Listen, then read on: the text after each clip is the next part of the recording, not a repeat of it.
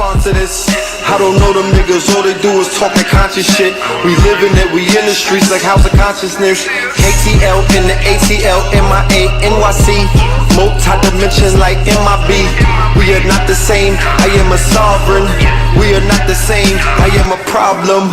I was made for this, I was made for this, I was made for this, I was made for this. I'm not a product of the cages that they raised us in. Bred to be a king, I'm not a slave to this. I was made for this, I was made for this, I was made for this, I was made for this. I'm not a product of the cages that they raised us in. Bred to be a king, I'm not a slave to this.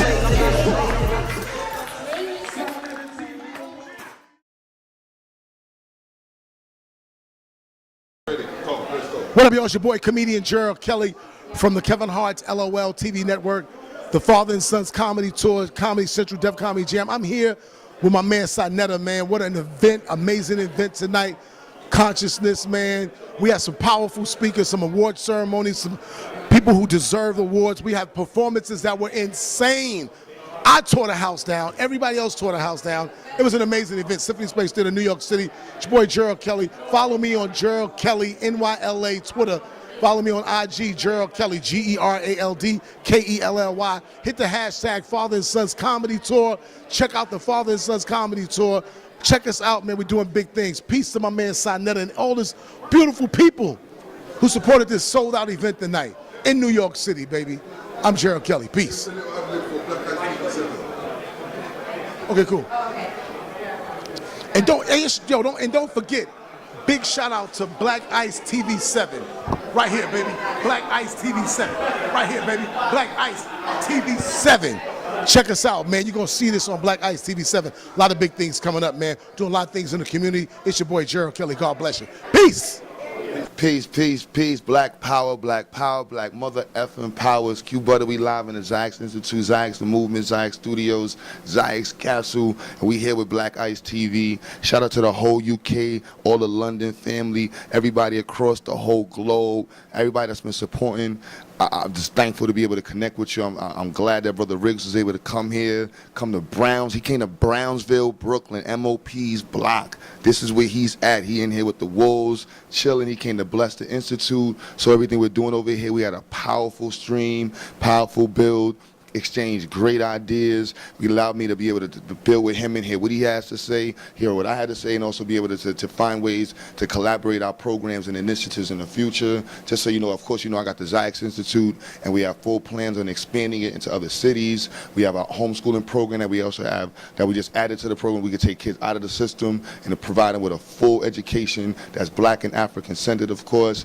So all these different things we're able to do in this community here, and we want to be able to exchange with the beautiful family in UK. And forgive me for this talk, we just did a live feed. I'm just mad excited because, you know, the brother got follow Black Ice, Mr. Riggs, and he got a lot of information in his brain. And in the conversation, in the build, we were able to just like discuss a wide variety of things, and it let me know that the experiences that he was discussing while in living, you know, coming from the UK and coming here to New York and experiencing New York and other cities in America, and be able to see that, you know, we have similar, you know, stories, and being able to exchange these stories and understand the routes that we have taken while pursuing Black empowerment, while pursuing the development of our community. We can understand the things that this enemy, you know, these crackers, Europeans, whatever you want to call them, they've done to us, and the ways they've manipulated the system to keep us systematically down. So us coming together, him taking his self and taking his money and his resources to come all the way over here to link up with us. I need y'all to support this man, because this is what Marcus Garvey talked about. This is what Black empowerment is about, taking your hard-earned life, your hard-earned worth, and putting it towards the movement. And that's why he's here. And shout out to Sinetta for even creating the connection, and everybody else that's using their platforms to connect us beautiful Black people all over the globe together, so we can do things like this, so we can connect together, so we can exchange curriculum, so we can exchange resources and ideas. So with that being said, link me up, Q Butter, everywhere, QUEBUTTER, the Zyx, the movement, ZyxXYAYX.com. You can find us anywhere online, any social media account. And if not, you can just hit him up and get in touch with him. It's like, get in touch with me, you can get in touch with him. However you want to do a Black Power link up for real. You know what time it is, hand? Boom, boom, boom, boom, boom. Black Ice TV once again. Check it out. once again, check his info, and you'll be surprised. So, love, family, peace, peace, stay black, be black, live black, and spend black. All the time. And invest in black, because we need your investment. Live black. Peace. Black Ice TV 7 and out. Oh, I thought you went. Black Ice TV 7, and we have Mr. George Macon. George Macon. We've seen him all over the internet, seen him all over Signet, being the controversial, doing everything that he has possibly to give in the movement for his people. But we want to know from his self and his mouth who he is, what he's about, and what is he trying to do. Well, my name is George Macon. I'm from Philadelphia. I'm trying to bring awareness, man, to the youth, man, about the issues that we have going on in the community. I feel like this, because he kind of caught me off guard. Yeah, it gave me the microphone. I'll say this. I'm a brother. I'm married. I've been married 12 years. I'm for the development of the black family. And I believe that the first step to fighting white supremacy is actually rebuilding the black families. It's not really fighting against the white man. It's actually doing what the white man did to destroy, and that's putting back together our black families. If we can get black men and black women to be married again, and we begin to move together as couples and building a nation, white supremacy will fall. I believe that white supremacy for generations has went out of its way to destroy our families. So the first aspect of fighting or beating white supremacy is putting back together the black family. And the problem you have in this community today is you have too many of us speaking with microphones and out in the front. Now, everybody has a right to have an opinion, but you got too many people out in the front, and a lot of us aren't married. A lot of us aren't actually leading families as men. And there's a lot of people speaking on relationships, but they're not married. And I think that for me, I talk about this all the time on my page, building the families, teaching the children. So, in short, I just believe that if we start if we can get back to building the black families, black men, understand what your responsibility is to the black woman. A lot of when I talk to a lot of boys, a lot of men, like, they don't have a clue on what black manhood is. They don't have a clue on what their role is to black women. Everybody's chasing the bag. Like, to do anything for a black woman today, you a sucker, you a simp, you soft. Like, we lost our role. And I think because of that, we're further destroyed. It's not the things that the white man is doing to us. It's because our families is destroyed. And I think that on these platforms, we need to start talking about that more, because, like, you got a platform overseas, I got my platform, Cynetic, we got platforms everywhere, and we always complain about the way that the white supremacy portrays us in media, right? But we got these platforms now to portray ourselves any way we want, because the new form of media, people not watching TV, they watching these platforms. As you can see, you got people came from all over the country to come here because people are watching. Right? So now we gotta, if we know that they got like a Kardashian family, right?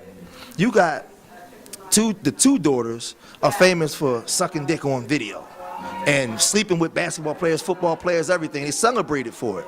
You got the mother who was an old hoe before that, right? You got the father who was a world-class Olympian, and now he's a transsexual, pansexual, whatever it is, right? They gave him the Woman of the Year award. Now you got the younger daughter coming in. She's dating the first-round pick from Ben Simmons.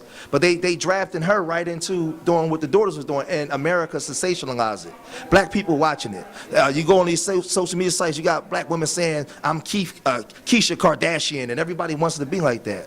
So they done took this family that promotes all kinds of downtrodden and destructive type culture, and we celebrate it. We actually celebrate that. We don't even celebrate the proper culture that it would be for black people. We actually trying to live like Kardashians and chasing the bag, and this is what we're doing. Yeah. So what brings you here today for the Signet Awards? What bring me here today I'm a long-time supporter of Signet Awards, about 10 years. Like, I've been watching Signet since Ali Muhammad first sat down on that red couch about 10 years ago. Ali Muhammad was the first person to actually Signet interview on that red couch, and I've been watching ever since. Signet TV is responsible for waking me up. I was in the street. Yeah, I mean, I was in the street running wild, getting money, doing what I do. But watching his channel at that time, when they used to be out on the street, going at it though, real hard. And I remember the first time I watched it, I was like, these brothers is talking consciousness, man. They out on the street arguing and going at it. But because the way that they was disseminating the message is what got my attention. And it helped woke me. It helped make me start reading books and going to looking up things that I never did. And one thing I've learned was, when you deaf, dumb, and blind, that's one thing. But once you get the knowledge and you start to get knowledge yourself, you're never the same. It's really no going back. Like, because what happens is you develop a consciousness. So what I used to do yesterday, I try to do today, is not the same. It's not the same results, because now I had compassion for my brother when I didn't have compassion for my brother. Now I had compassion for my sister when it was just all about me. So this is what Sinetta TV done for me. He doesn't do everything right. He's not always perfect. But one thing that I always give Sinetta credit for is Sinetta's been doing this for a long time, long before YouTube. Long before YouTube, he was on the street putting in the work. He walked with Khalid. So you can say what you want to say about him, but let's see your works. Let's see your works. Let's go to your channels and see your works. If there was something that you wanted to say to Sinetta if he was right here, right now, what would you say to him? I would just say thank you for over 30 years of putting in the work and standing in the gap for our people, even in our ignorance. You're not perfect, and because you in front of the camera, a lot of your life plays out on camera. So a lot of times people get to judge you, but y'all don't. You guys that judge, we don't get to see your stuff. So Sinetta's good and bad plays out on camera, but I've met Sinetta multiple times. Sinetta's a great guy. He's a family man. He's been married a long time. He has children. He's actually representing black power. That's why when I first started speaking, I spoke about the black family. The first aspect of black power is the black family. If you ain't doing that, then we ain't even at the stage of black power. And that's what Sinetta represents. So I love and I respect Sinetta, because this channel woke me up. So I always support this channel. Me and Sinetta, we battle on the phone behind closed doors, right? But I always give him that respect as a big brother and as an elder, because I'm 43, 55. He been on the street, but he would be a big homie to me in the street. He'd been in the street longer, damn near longer, before I even knew what knowledge was. He was already putting it down. So I'm always love Sinetta for that. Just give us a little ad-lib for Black Ice TV 7. Man, support Black Ice TV 7, man. These brothers got the information, and I'm gonna tell you, Sinetta TV got brothers across the internationally actually doing it. Sinetta TV got me with my platform. Sinetta TV got the brothers in Black Ice, man. They over in Europe, it's the UK, right? Over in the UK, putting it down, man. You know, putting it down, all because of one man in Harlem decided to get a camera and go to the street and take the things that was going on in Harlem and bring it to the world. So now every one of us in our respective areas where we at across this nation and internationally, we're implementing the same thing that Sinetta did. So big up to Sinetta, big up to Black Ice TV, man. Keep putting in the work, man. We love y'all. Peace. Came and spoke in my school about the role of the male and the female, and I just found home with the Nation of Islam. It was teaching me about knowledge itself. They was showing me how I was God, and after I got that awakening, it started to change my life and change my mind, and I just decided to share the teachings, and I saw how it was able to share it was able to change other people. So with my my YouTube platform, my goals is to change the youth, because a youth is movement is a useless movement. And we know that the youth is the future. So with that being said, my thing is to try to change the youth and give them a positive example, because the Honorable Elijah Muhammad said, you never have to condemn a dirty glass, just put a clean one next to it. So my job is to just be an example for the people and to push the teachings of the Honorable Elijah Muhammad, because I believe that that's the best and only answer. Like over in the UK, right, we have a thing called Manhood Academy, Womanhood Academy, and then we have a second stage, which is like, in the Manhood Academy, we have like the rites of passage. So we deal with the tweens, we deal with like the youngsters just before they come out of school. But then we have another thing which we call gang, which is guiding a new generation, which is to deal with the youth after 16 that are on the streets, that can't go back to school, but don't know where to go in that direction. Do you have anything similar like that you look into? Yes, I actually have something similar called Let It Out. And the Let It Out platform is basically where we have the youth sit down, and instead of us always telling them what they need to do or pushing our doctrine down their throats, what we do is we allow them to express their ideas and express some of the things that they're going to. Some of the things like I have a mother at home and she's strung out. I don't have a father because my father's in prison. So a lot of times, even we have little sisters who's been raped before. We had a situation to where in our program there was a little sister that revealed to us because she was comfortable with us that she's been raped before. Her grandmother didn't even know that. So when with our program, which is called Let It Out, we just want them to let it out, get everything off their chest. And with our program, what we want to do is also not just give them guidance, but provide them with business ideas. So one of the things that my brother Traylon does is he'll buy some of those, what's those little things you got, the little smell good things? The little body oils. He'll buy 50 body oils and he'll give it to them for free, and he'll allow them to go sell them and show them how to be entrepreneurs. So one of the things that I'm doing is pretty much giving the youth a platform as well, because a lot of them, they need platforms. Some of them are rappers, some of them want to express themselves. So that's what I do with my youth program. And we also started one with Waxahachie Study Group, which is the Nation of Islam. We'll be showing them how to be men, how to be fathers. We'll be showing them how to take care of themselves, how to budget, how to be women again. So that's pretty much what I'm doing with the youth.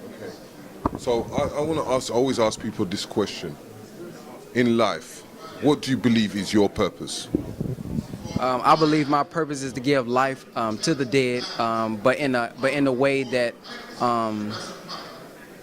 it's easier for me to get to the youth. The Honorable Minister Louis Farrakhan said, your purpose is whatever you love to do most and whatever you do best. And what I love to do most is make videos, because I'm actually an introvert. So I'm able to express my ideas through film and in a way that the youth can understand. So I believe my purpose and my life purpose is to redeem the people and bring them to the Lamb of God, the Honorable Elijah Muhammad, through the way that I do, which is my skill and talent through skits. It can be through music and, of course, through YouTube videos.